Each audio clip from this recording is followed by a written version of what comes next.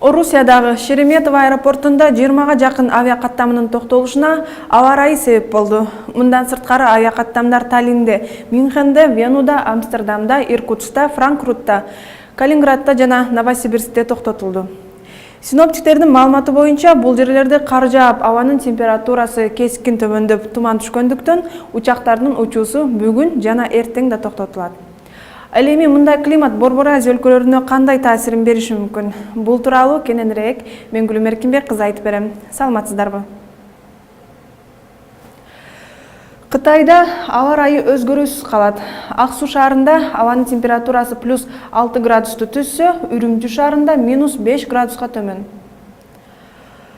Казакстандын батыш тарабын эртең циклон каптап калат. Чыгышында турган циклон түндүккө карай таркап кетет. Ошондуктан Астанада асман ачык болуп, Алматы шаарын булут каптап турат.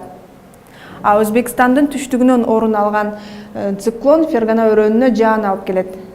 Бирок бул жаан көпкө созулбай таркап кетет. Калган аймактарда жаан-чачын күтүлбөйт.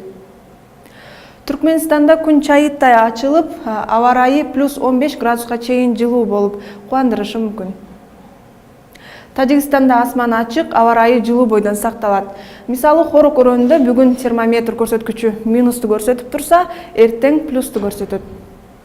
Душанбе жана Ходжент шаарларында +14 градуска чейин жылуу болот.